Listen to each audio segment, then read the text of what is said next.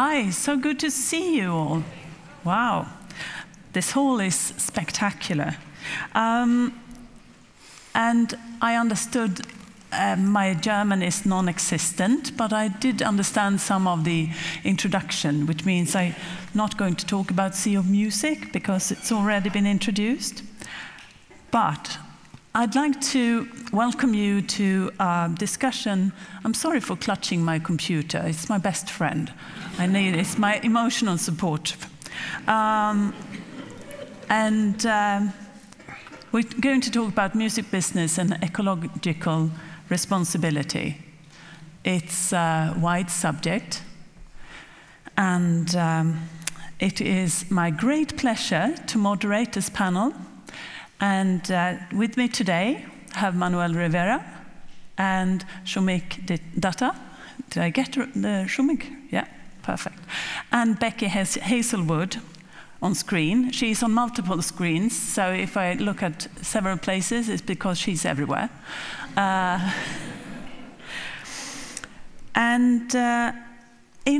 just want to, before I let you introduce yourselves, I just do a short introduction to why I find this very interesting. In my work, programming concerts and activities for children and youth, I often think about how we can convey the importance of some issues and some troubles and challenges that face us. And I am very much engaged in the climate crisis that we are facing. So how can we, as cultural institutions, face this and think about and discuss the questions? How can we relate to it in our arts and institutions? And I had hoped that I would have a picture here showing, yes, there it is. I think this picture shows a lot about how, at least we tried to do it in Stockholm last week. This is a magical sea creature from a concert for children 9 to 11 years old. And it was, it's supposed to be a jellyfish, I think, maybe, something like that. And it was floating over the audience. And this was a project with a theater group with special needs kids and some professional musicians. And it's very poetical, but it's also a jellyfish made of plastic. So it's kind of a metaphor for things, I think. Don't you think? We use it as a poetry, like a magical poetry thing, but it's also a threat, a very real threat, the plastic floating around in our oceans. And I think it can show us both the vulnerability of the earth and the sea, and the way we can do something, at least, to show it to children. So, now let go of the magic and the poetry and onto the subject of today.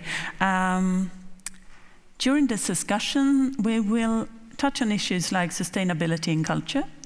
We will talk about maybe the kind of rebellious nature of art and the way we can explore difficult issues, because the art can work as a safe space for exploring things that are very difficult to talk about and difficult to think about. Music and art has also this unique ability to bring comfort and peace to people, because when we've had this safe space to discuss and explore difficult issues, we can also find comfort. I'm sure you all have found comfort sometime in music. And it's also continuingly, what can the role of cultural institutions be in an increasingly insecure world? There's war in Europe, there is the climate emergency that we see proofs of every day in the news. How can we use the force of art to make people listen and understand the importance of this, the emergency? And how to act if your funding is from a place where they don't think about those things, they don't want to listen, they think institutions should be concerned with playing the old maestros, you know? You can't connect Beethoven with climate change, or can you? So, after a bit of a discussion about these things, we get you some practical things, how to do it. Can an orchestra be carbon neutral? Or what is that even? And can we do things for real, practical things? Let's find out. I would like to start with you, Manuel Rivera. Could you please just introduce yourself shortly? Yeah, well, maybe what's to say about me, I work at the Sustainability Research Institute in Potsdam, which is called Institute for Advanced Sustainability Studies. And maybe the peculiarity of that institute is that we always try to not only do research about transformations towards sustainability or struggles with these transformations, but do it with people and to enter in dialogue very early on in the research and to check whether our questions are relevant to the actors themselves. The reason why I'm here, well, maybe that's the secret of the organizers, why they invited me, but maybe to give a hint, I mean, I currently lead a research group that's called Art Science Cooperations for Sustainability, which marks, I think, a very specific point of possible collaboration. Not all art-based sustainability projects are, of course, art science cooperations, but this might be a particularly challenging mode. I also embark on practical projects, also with musical institutions and actors. But one thing that I would like to say about myself, which kind of marks my point of departure, is that I myself started engaging with environmental issues when I was 13 years old. This was in 1990. And as an activist first, and then I studied these things and blah, blah, blah. And then most of my professional life has dealt with sustainability and the environment. But I also started acting in theater when I was 14 years old. And I also did this almost whole of my life, also some years professionally. And these two worlds never, ever intersected. It was really like something that people which I knew in one world didn't know at all about the other and about the concerns. But the odd thing is that I want to mention that I myself, although both things were so important to me, it never struck me as art. I always thought that it was a given that the arts did not engage the arts. I'm saying here specifically performative arts. Visual arts is another that they did not engage with this. And the time has luckily come where this is changing. It has come for some years. And in my research group, we are interested to understand how far this change reaches and where the obstacles for further change are and what institutional dimensions this has. I'm a sociologist by training, so this is my interest. Yes, please, Soumik. Thank you so much, Manuel. I don't know how to follow that. But hi, everyone. My name's Soumik. I'm a musician. I play a stringed instrument from India, but I also combine it with other forces and have different sort of band outfits. And actually, 11 months ago, I was standing right here performing. So it's amazing to be back. Thank you for having me back. It's a beautiful building to sometimes get lost in also. I was in the parking lot for 5 minutes trying to find my way here. But over the last few years, I've been sort of, I guess, in dialogue with a lot of other artists in the UK and through my arts charity organization, which is a very small outfit, we're trying to figure out how the work that we make can carry the messages that we, as a collective, sort of believe should be shared, and also how it's made is done ethically and sustainably. So I'm here to share a little bit about you know, some of the stuff that we've done and take your questions. Yeah.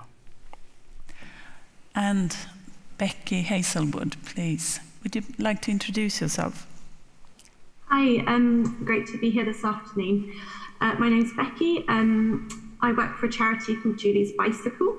My personal background is in sustainability and biodiversity research, but I'm also a musician myself in my spare time. But Julie's Bicycle, we're a charity. We were founded back in 2007 from within the UK music industry to respond to the climate crisis. We now work globally with the creative sector, all across the creative sector, to reduce emissions and support the sector to take action on the climate and ecological crisis. So we do that in a number of ways, but we basically work at this intersection to really build a movement. So we deliver things like training, consultancy, a rich program of events, resources, and thought leadership. So we work across the whole ecology of the sector, from individual artists, organisations, through to larger networks, to really scale our learning and lead an overall sector shift by informing policy and lobbying for change as well. Hopefully that gives a bit of an insight. Thank you so much. And I'll start with the first subject, the first topic, and we all face it's about politics and culture, you know? Politics and arts. We all face different political and also financial challenges as artists and art institutions on a day-to-day basis. Is climate change in any way different from other political issues we face? In the world of music education, we do our best to work with equality and inclusion as part of our work, as our core value. Is that not enough? Well, equality, it's very good that equality comes in here as the first keyword, because it's actually essential. It's like it's inherent to what the modern sustainability concept means, because it means a just way of living within planetary boundaries. And when I say within planetary boundaries, of which the climate change is just one, by the way, I mean that, of course, this exacerbates the old social question inherited from the 19th century, because it now means that we can't create a more equitable world or a more socially amenable world through growth. Growth is exceeding the planet's carrying capacity, and this means this conflict with growth means that, of course, the question becomes more and more dire, because everybody needs to ask him and herself what privileges it is that he or she is willing to give up. And I would say that this is of course an eminently political question, but I would like to repeat this, because without answering at least a part of this question for oneself, one hasn't even begun to start talking about sustainability. Becky, do you have anything to add to Manuel's answer or the question? Yes, I think I also think it's really important to look at this issue of climate change through the lens of justice as well. Really, climate change is a driver of inequality. And if we're really serious about working on equality and inclusion, we really need to unpack how climate change relates across those issues. Really, climate change, increasingly at Julie's Bicycle, we're really looking at climate change through this justice lens. So it's really thinking about who gets to pollute, who has to pay, who experiences those impacts, who can afford to adapt. Because the countries that are really at the forefront of the climate crisis are those that are least responsible for the historical emissions. But I'd also say that climate change stands out from other political issues because the climate and ecological crises are really the greatest challenges of our time, and the way that we tackle or don't tackle these crises will impact not livelihoods across the globe, but also the economic viability of many sectors, including music. So the difference is that it's really something that has to be addressed collectively by all sectors, all governments, across borders, but really crucially through that lens of justice.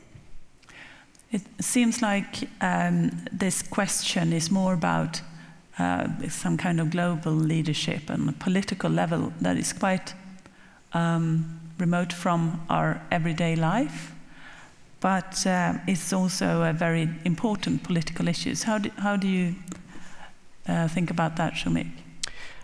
I think as an artist,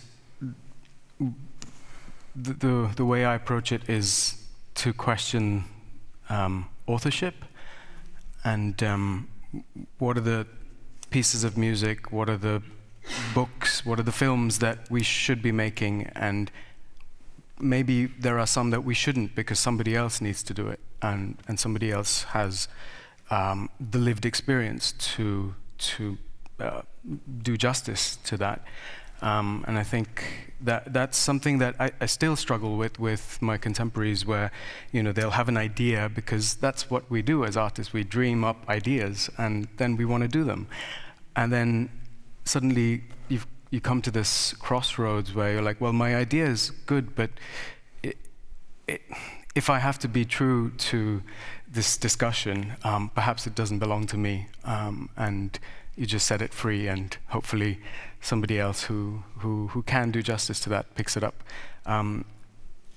So that's, like when you're talking about sort of the politics of it, it's not just about what the cultural organizations and what the big places like this, what are they trying to do? It's also the individual artists in terms of what should they do, and where should they champion other people, and not just champion themselves. So come back to that sense of equity as well within the artist community. So it comes down to equality, it comes down to the distribution of resources, about a transformation process that is huge.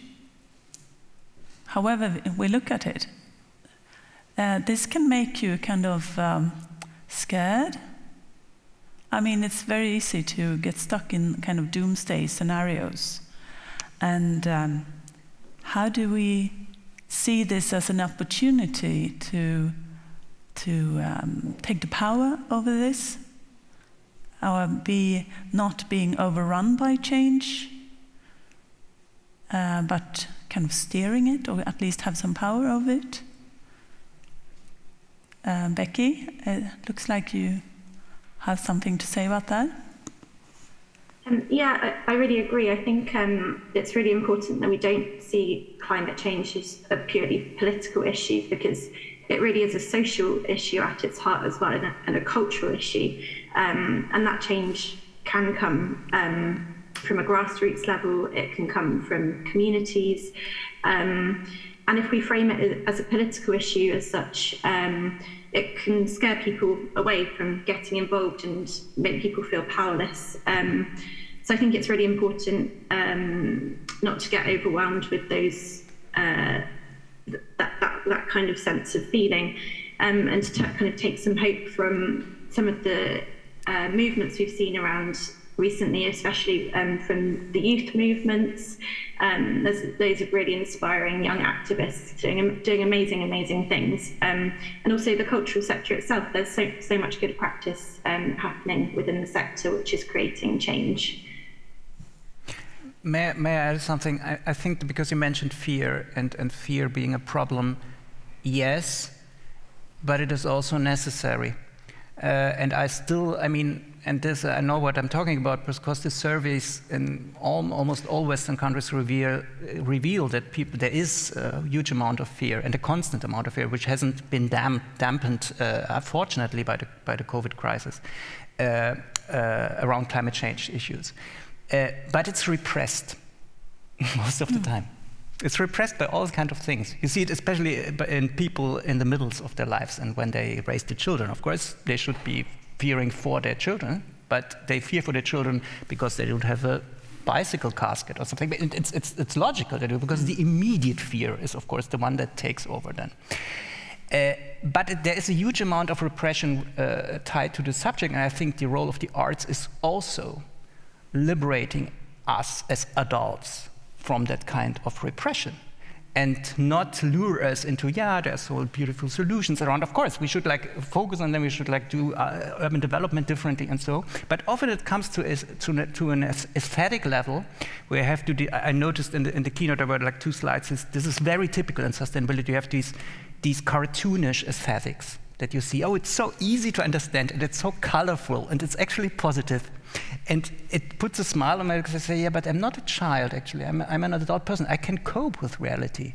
I should be able to cope with reality. And reality is that the difference between a, say, 1.5 and a 2 degrees world are 150 million deaths. And this is not me inventing this. This is the IPCC report from 2018. And it's not even, it's a conservative estimate. So it's kind of, these things we shouldn't reflect. And I actually think there are good examples in the arts that can make you give you the audacity, the standing to existentially face this reality. Not, of course, every day and every morning, but from time to time. And that's what the arts should do. I saw and heard a climate concert here in Hamburg a few months ago by Patricia Kopaczinskaya. I forgot the name. It was Les Adieux. I think it had nothing to do with the Beethoven sonata, but it used the pastorale in a very original way, and it was devastating. It was absolutely devastating, but I think it was needed because, these kind of devastations, these cathartic experiences, also can make you say, okay, but I won't hang myself now, but I will go on with a heightened sense of what my reality is. And reality is the climate catastrophe, which we are in the middle of. So I just wanted to say this because there's this notion of comfort you used is often misused.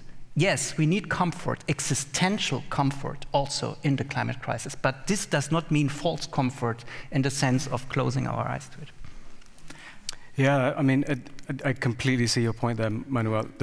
And I've heard this debate before as well, because and I guess the other side, the flip side of it, is that people will say, well, if you want reality, you watch the news, and or you do your own research, and it'll give you the numbers. Whereas the space for art is a space for comfort, and it has been traditionally. It carries a different sensibility, and the further you take it away from it, the less artistic it becomes. And so the question is there somewhere in the middle of that Venn diagram, this overlapping area, where we have to create something new, which speaks to the horrors and the inequity of today, but also it transports you into that sort of magic realism dream world, which can uplift your soul while depress your mind, which I find fascinating, actually. Andrea, maybe do we have any questions? No, not yet from the audience. No? But may I ask a question? Yes, please. And just related to what you were saying. It reminds me of the talking of Volkert Ude, who's one of the guys. He runs started the Radial System in Berlin, and he's very much engaged in the music field as a dramaturg yeah.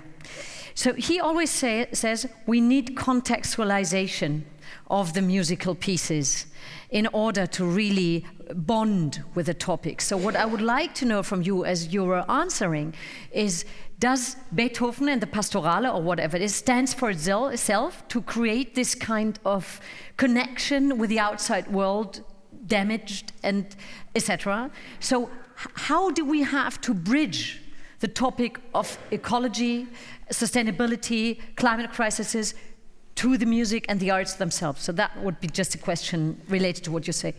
The bit about it that I find inspiring is looking at the problem as a resource, because as artists, we need resources. And I'm not talking about money, and all of that is there. I'm talking about material.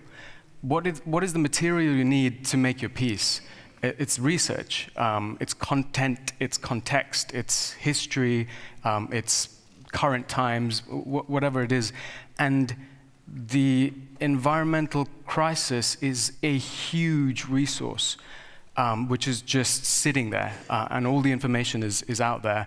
I was very lucky to meet this organization called the Earth Day Network, and I did various projects with them, and through the course of that collaboration, that relationship, I got access to all kinds of people living in Philippines and South America, in India, and the Bay of Bengal, which is very close to where my parents are from, which is a massive climate hotspot.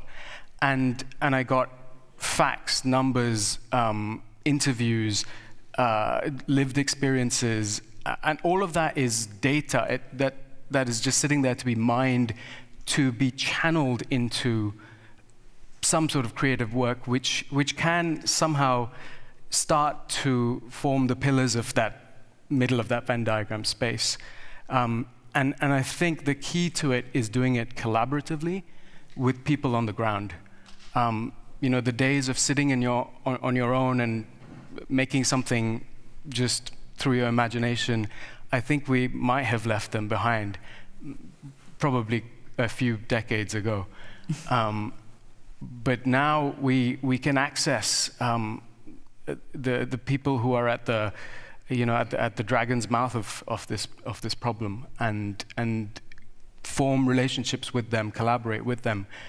So the project that I brought here last year was called Songs of the Earth, and it's a story of a climate refugee, which in itself is a problematic term, and it shouldn't be.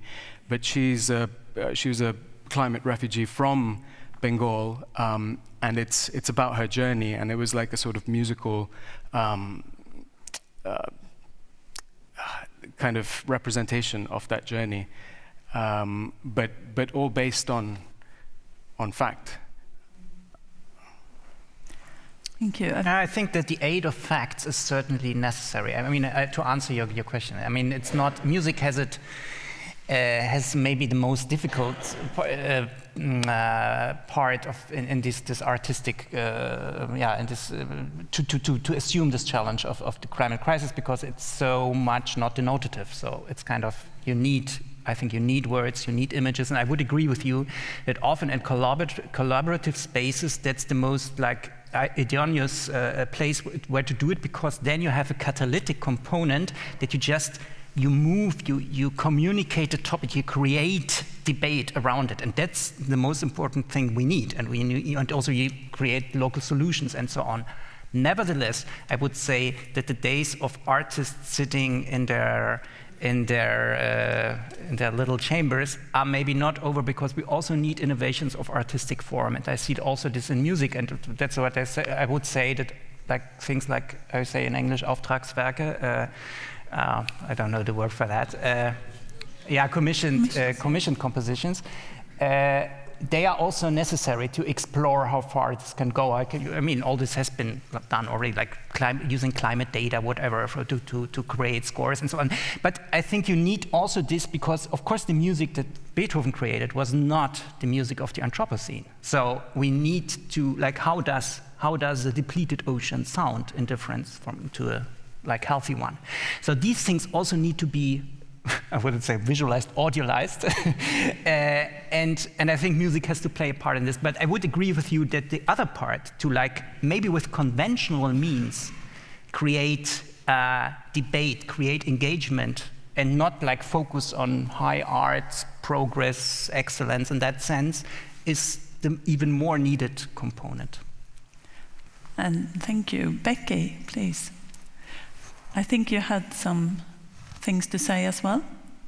Yes, I mean, I agree with what both of you have just said, really, around, one of the great, amazing things that arts and music can do is kind of take that science and those scary facts and translate them for audiences into something that really resonates with people's hearts and minds, something that means more to them than just the numbers and the data. I also wanted to mention the importance of listening and bringing those voices from the forefront of the climate crisis to the fore through music. And I've got another nice example. Maybe you've also heard of it, Small Island Big Song, which was a piece where it was a collaboration of artists from the Pacific and Indian Oceans. The project took 3 years, and they visited people's homes in all of the island states that will be most likely to be impacted by the climate crisis. And they created albums and shared the songs from those places. And yes, Manuel just also mentioned about kind of using data in music, and there's some really lovely examples of that. There's one I can think of called Living Symphonies, which is a musical composition that grew in the same way as a forest ecosystem. So it showed just how much the forest thrives, and the music changed with the atmospheric conditions of the forest itself. So there's some really nice examples like that. But at Julie's Bicycle, we've brought together, from our work with the sector over the last 12 to 15 years, we've established what we call these 7 creative climate trends, which are ways that arts and culture are responding to the crisis. So some of them have just been mentioned. So things like design and innovation. So that kind of sitting behind closed doors, artists can have done things like create new materials, regenerative models, creative collaborations, again, are really important, but also artists as activists, organizational leadership, so doing things within institutions and venues, which can get messages across to audiences as well as the creative content itself, so those more practical examples that I was just referencing. Well, thank you so much. That was really interesting about the leadership and organization as well. And to sum it up, it's democracy is a very big part of this as well. It's not just equality and transformation, it's a democratic issue, and how to be relevant to the audience, I think, because we will all be affected by this. And if we don't start to engage with the audience and start to work with this on a bigger level, we will lose the audience. We will lose our relevance to them, I think. But let me maybe add something, because yes, participation and participatory engagement is very, very crucial. But it only becomes like democratically meaningful if it includes room for dissent, for true dissent about issues. And as I said, I introduced this as a minute, you will say it's like the social questions are becoming more dire because of the ecological crisis. So it's really about who gives up which privilege. Yes. And these things need to be discussed, and it's of course not easy to discuss them. But if they are absent, the ecological crisis is often misunderstood as something that we sit together in a room and say, yeah, aren't we all doomed, and humanity and blah, and it's a huge thing, and so. But it's not.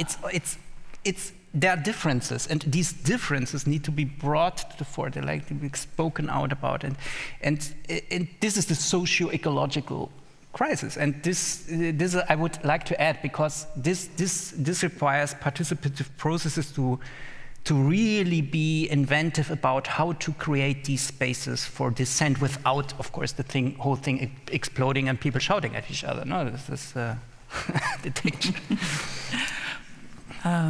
Yes, do we have some questions? Yes, now they are popping in. Oh, good. Maybe either I hand it over to you, or I go just from the back, from the last questions that are rising due to what you say. As you mentioned, there has already been a lot of art in the last 20 years using climate data, etc. How far do you think art could still be innovative here? What could be a new artistic way of reaching out in using this kind of data? This goes to the artist, the question. Yes. I mean, Okay, artist, take I'm over. a sociologist here.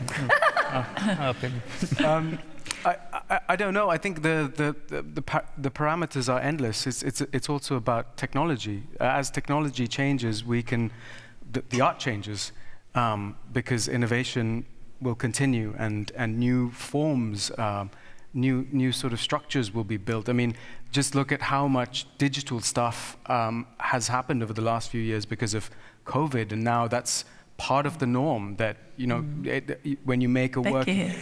Yeah, this is illustration. Right, yeah, there we go. Thanks for demonstrating.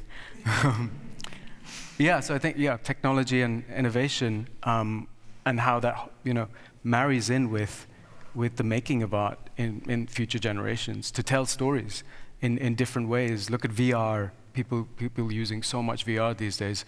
And it's whatever really it takes to make the experience more visceral, more immersive, so that when you leave that experience, you're compelled to think about something. Thank you very much. More questions. How do we balance ecological thinking in practice, for example, how we produce work, and ecological themes in work? Is one more important than the other?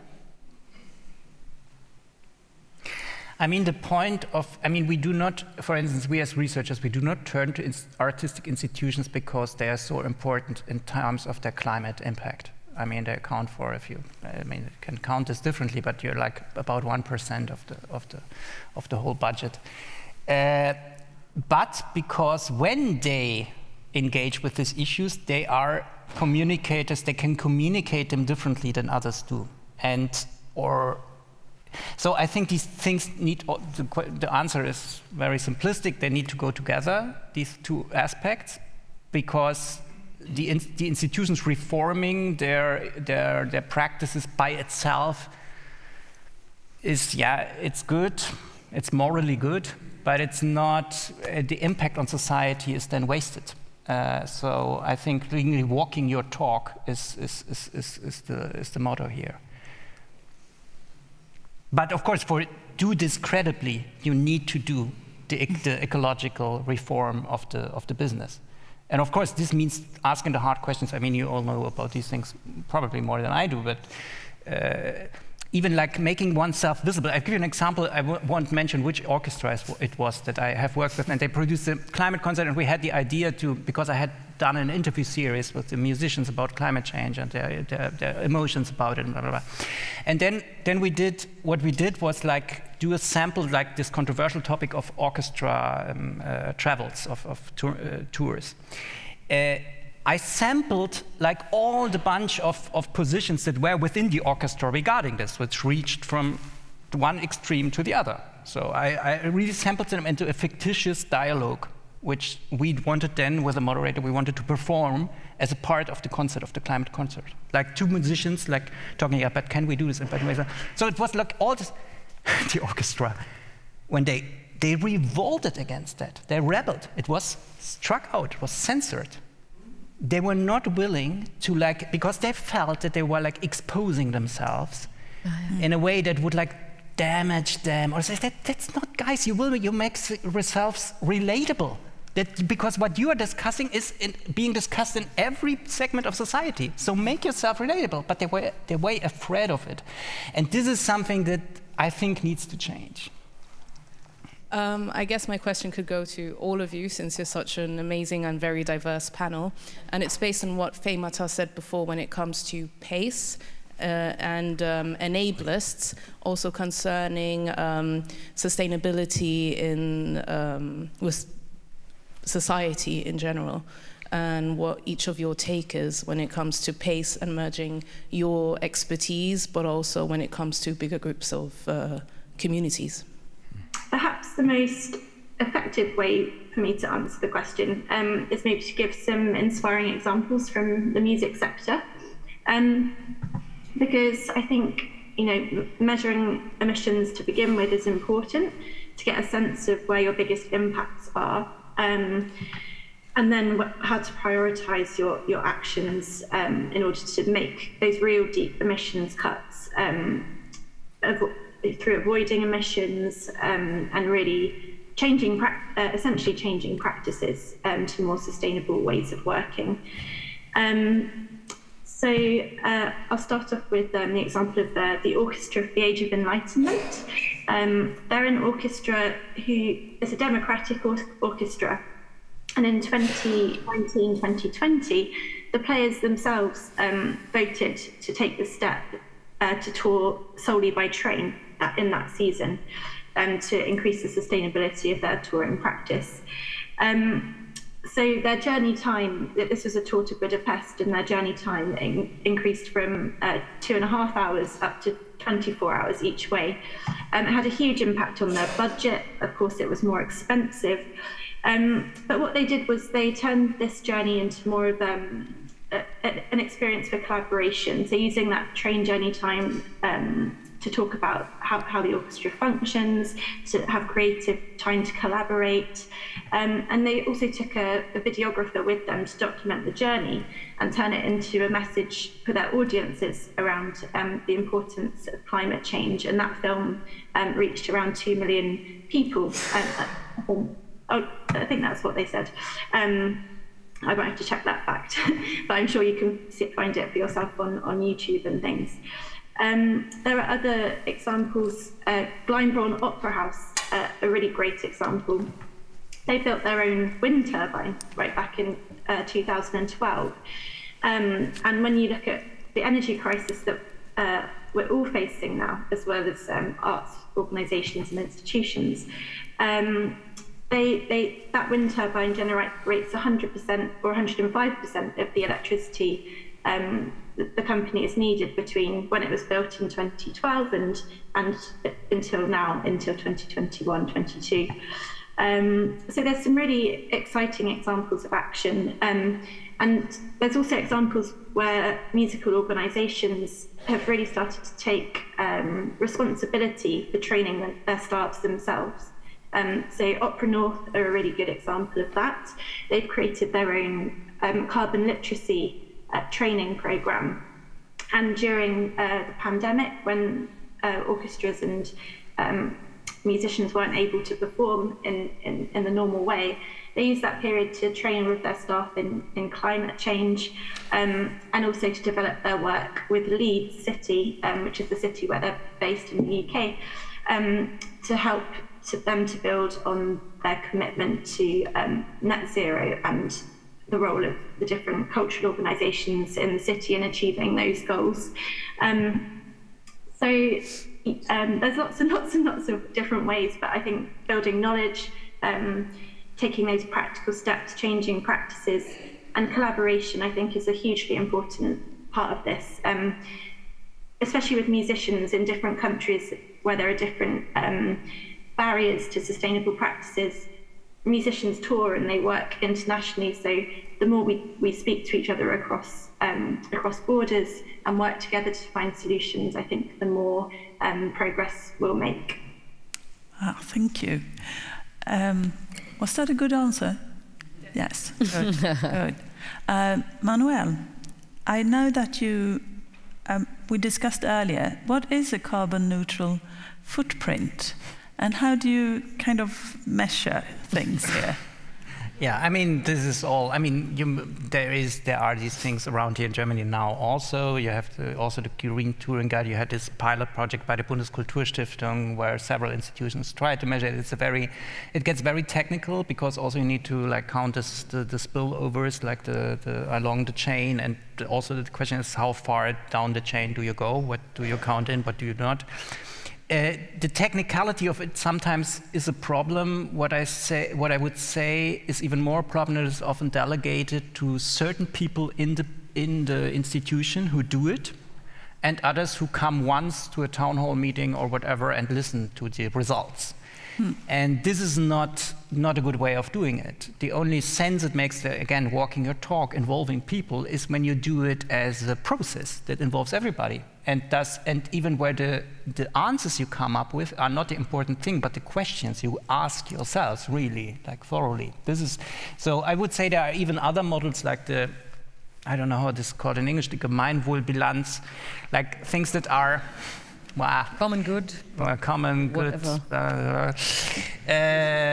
Can't find a word. But it's that are like more systemically trying to like think about the process as well. How and by whom is this are the data gathered? How is this being evaluated? So I think the participatory component here is very important. Also because I think carbon neutrality and in generally, I would say even climate, I hinted at that in my first statement, is not the best metaphor for the challenges we face. Because think of biodiversity, which is a topic that speaks to many artists. Because of course, artistic imagination goes like with non-human beings, like relating to them, like non-human nature in general, sounds and so on. This is something that is very close to artists' hearts, but it's not covered at all by the term climate. I mean, the biodiversity crisis is exacerbated by the climate crisis, but it is not originally caused by it.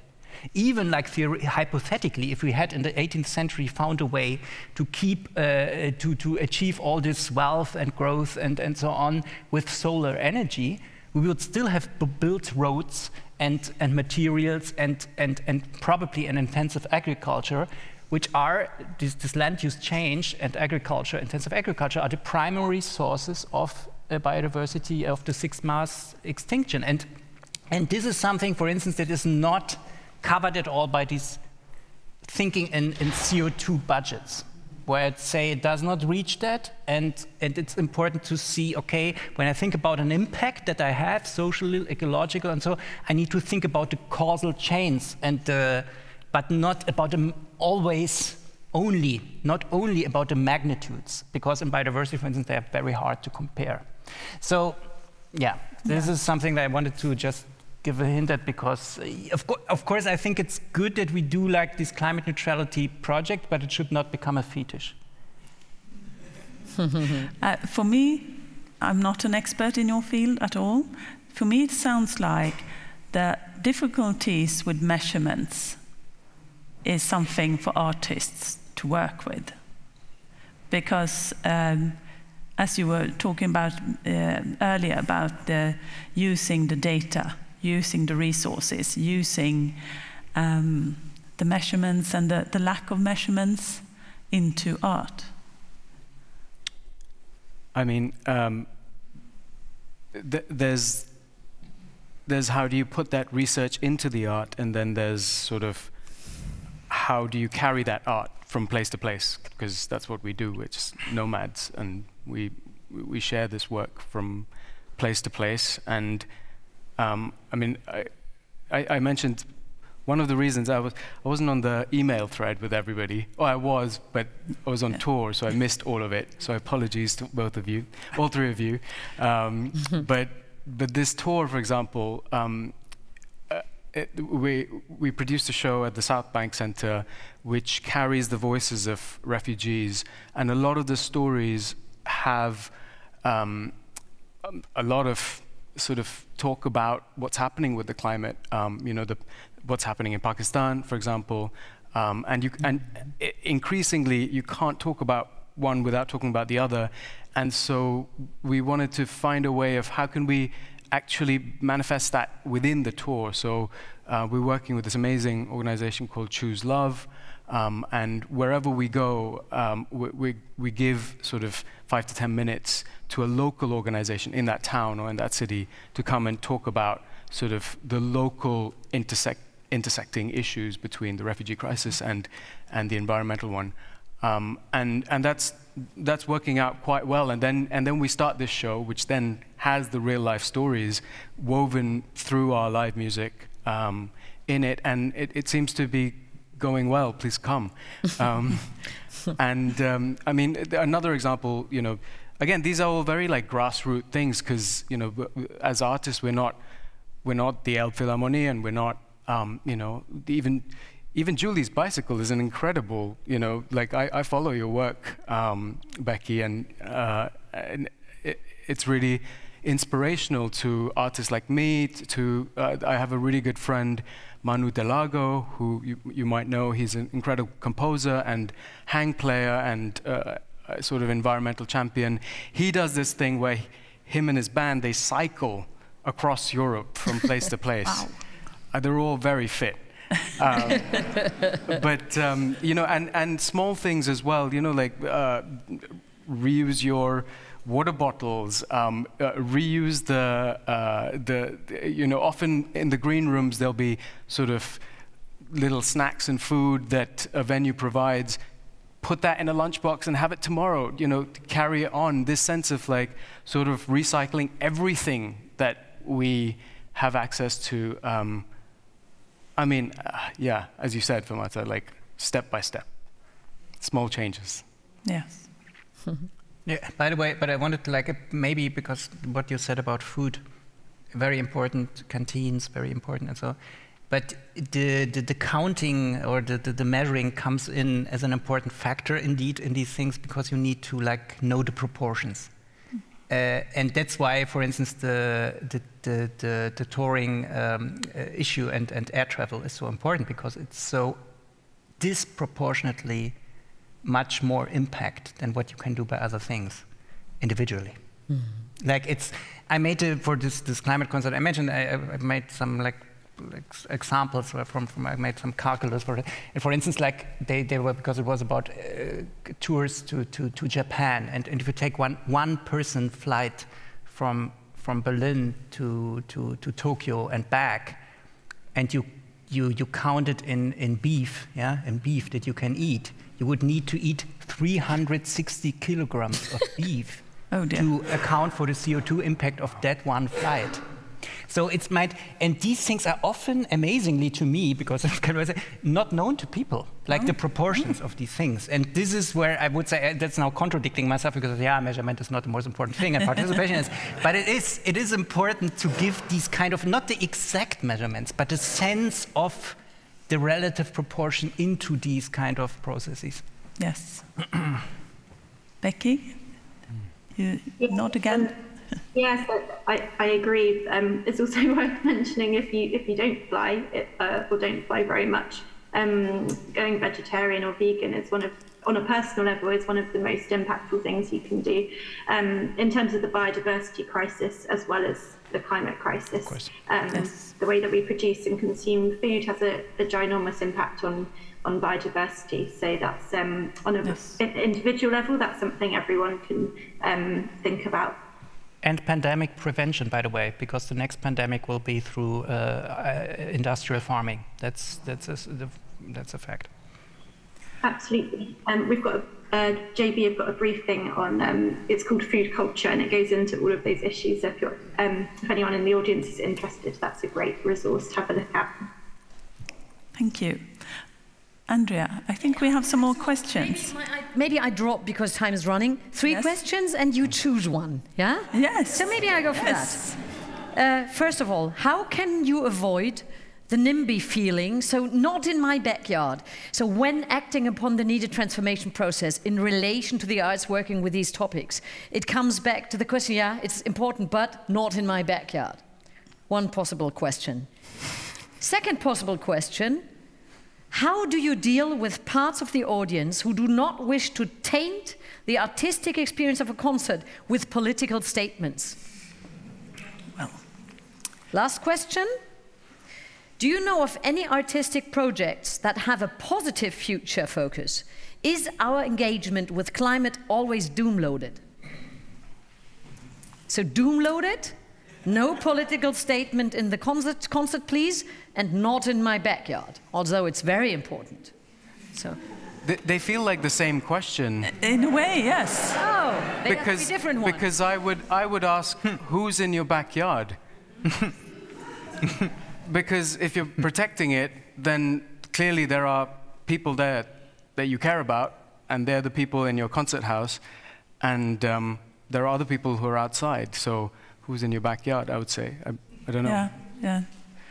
Yeah, but you need to let the politics into the concert houses. If you don't do this, then you're all, as I said, it's not the impact that cultural institutions have on the bigger scale of things is not that big. Then it becomes irrelevant.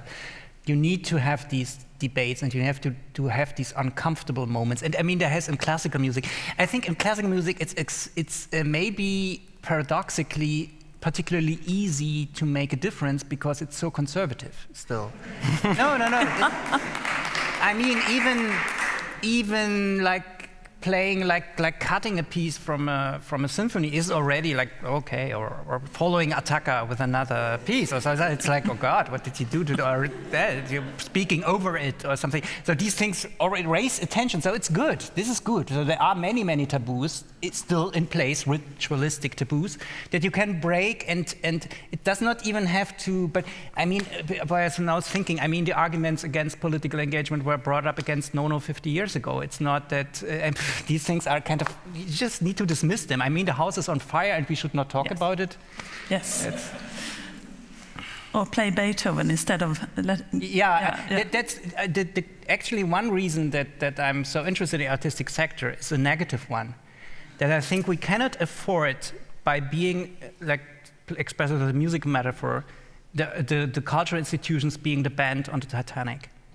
We cannot afford that because that lures us into a false comfort, false sleep, and we need to like break through this. This is inevitable. Before the ice starts to come up here, the water. Soumik, do you have anything to add? No, I don't know. I think it's a fight against capitalism. I think that's what it is. That's it. And it's centuries, well, it's decades worth of really deep-seated ambition that has led us. There's a reason this is expensive these days. It's because it was never meant to be done like this, because the thinking wasn't to do it like this, which is why it's expensive. So we just need to rework the whole format. Becky, some last reflections? Yeah, I couldn't agree more with what was just said. I think it's really about using creativity to reimagine the systems that we're a part of, to create a new narrative, new societal values that don't damage lives and livelihoods and the planet that we rely on, really. So yeah, it's that imagination is really key. And not being scared to make those changes. Maybe I wanted to, sorry, but this capitalism thing, this is another, we could have hour-long discussions about this, but there is a tendency sometimes, especially in artists, and they are right to do so because that's their role, to make this about a deep-rooted cultural subject, that we need to change basically everything, which is maybe partly right. But the point is that the crisis, the urgency of the crisis is so that we need within a few years change things just to avoid more deaths. It's not like we won't solve this thing. We need to it's like a defense Rückzugsgefecht or something. We need to like fight for every life basically. And for this, of course, we need the machinery that is in place. That is my personal conviction, by the way, and that is the capitalistic machinery. So we can't like just, because if we put our trust in changing everything, then we're doomed. Exactly, because we can't change it within a few years. We need like to do it now. So I here partly disagree with you, and I say it's important also that artists engage with the more local, seemingly little things, like for instance, climate change adaptation, which is a very neglected topic in the public discourse. It's always about mitigation and the degrees and so, but we are already in the climate catastrophe. Every year, even in Germany, there are people dying, mostly elderly people, like 10,000 a year, silently, because they do not have climate change heat-related certificates for this. But so, and these are the things, or infants are also like threatened by this. And of course, poorer people are more threatened because they cannot afford air conditioning and so on and so forth. So these are the things that are need to be locally discussed and that artists need to engage with. Like how to make the city more breathable. These very concrete, and I know to like artists who like to think big, they often seem like, but that's only symptoms changing and so. But this is the fight that also needs to be fought. I think the role of the artist is a very special role. And we don't have to put the politics into the role of the artist. For me, the politics or the responsibility is in the role of the producer, the producer has to think, what is the idea of the product that he produces? So we have to think about the projects and collaborations, not only in musical context, so also in other contexts, to come together with organizations with environmental context, and then tell that story of this another view to the music, and maybe in what in the time the music was created, there was also a crisis in the 80th, 90th century. Why don't we tell the story of the crisis of that time to have a relation to our crisis today? So the artist, he has a sacred job. And we go to a concert because there is something special in it, and there is something spiritual into it. And we should also save that, and not put always into the music and put so much responsibility into the artist himself, but put the responsibility in everything what is around it. Anyone wants to? We need both. I mean, yes, of course, we need another form of curating the spaces. We need like to become inventive of contextualizing things. I absolutely agree. As an avid concert goer, I'm kind of so frustrated about that it comes always many times down to the psychological conditions of the composer. Like he was like Mozart, he was so sad because he couldn't pay the rent, and Beethoven the Josephine or whatever. Instead of talking about their time. Like, and why? How does it differ, and how is it similar to ours? Yeah, so I agree with you about these things, that it's about the context, and so. But I would not exculpate the artists from needing to engage with these things, like, because if not, they will not. They will be like, what would you envision then? Like Musikbeamte who go there and say, okay, now I play for the climate, whatever. So no, we need like everybody to like existentially get on board. I think I know that this is difficult. I'm a sociologist. I know that this will probably not happen, by the way, but it's what's actually needed. My name is Cecilia Tinnesse. I'm from Amsterdam. I came by train. I was wondering, what could we learn from the pandemic? Because there was an immediately threat of the life of human beings. So that's why the pandemic made us stop immediately from one on the other day. And I'm just questioning ourselves, how is it possible that this immense threat, what you say, we are in the middle of a very severe crisis, I think much bigger than the pandemic. Of course. And no one in the world is putting the bremse.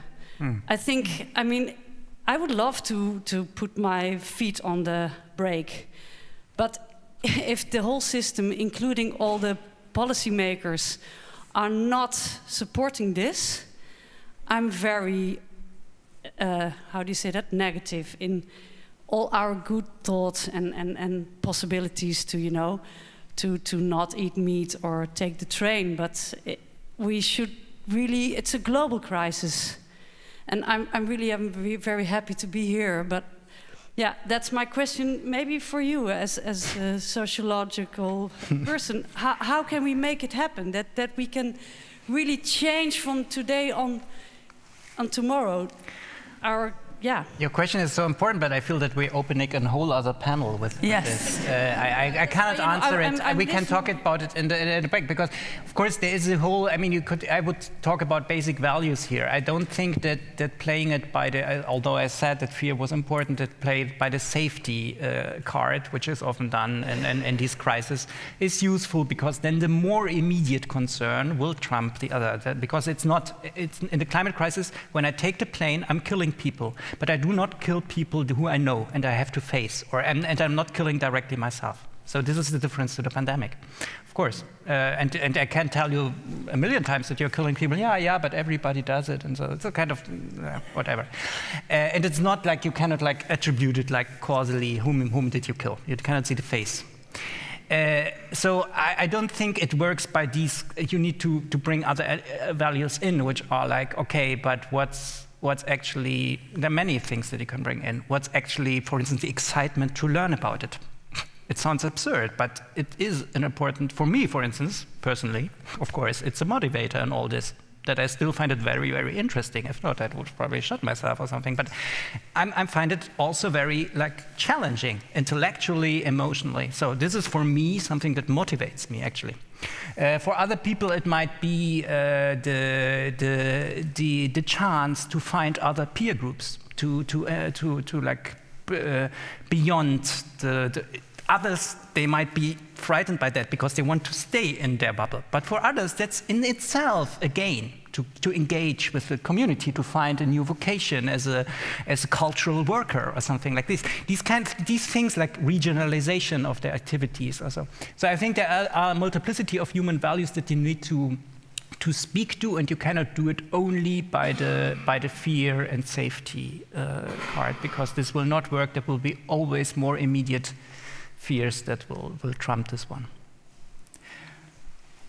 But I think, honestly, if we think about what makes change happen on a political level, it is more often than not people protesting, people making the change.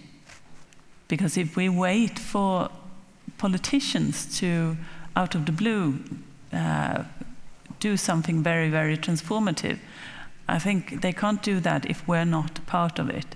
So we need to be each and every one of us. By the way, protests, there we're back to the beginning, these are often about anger about injustice. Yes. And this is why the climate justice framing is. It's not, the climate justice framing often is reduced, even in Fridays for Future, to a Klimaschutz, climate protection. But the climate justice thing is another. It's like being upset because actually somebody is so disadvantaged that he or she actually could die because of it.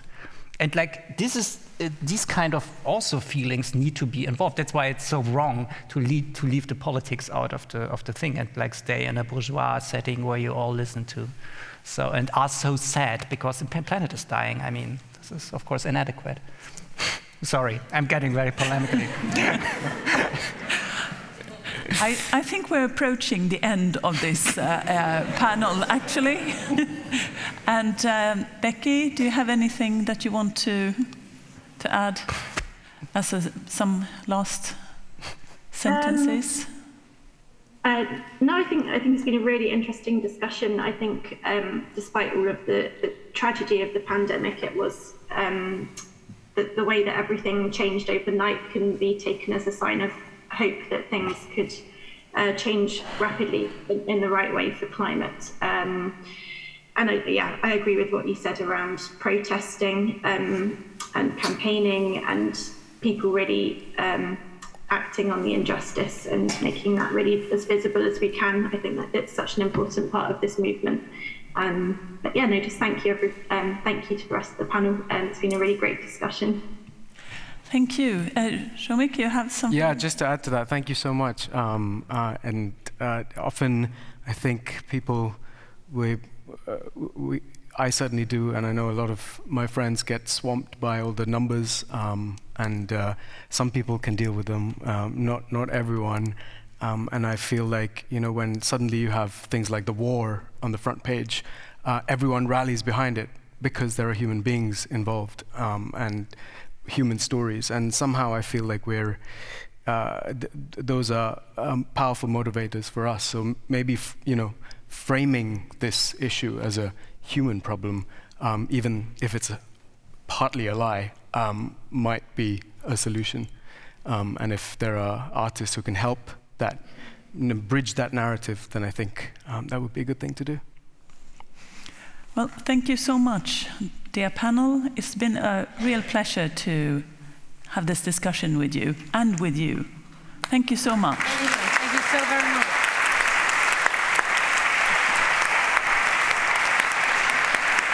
Thank you very much.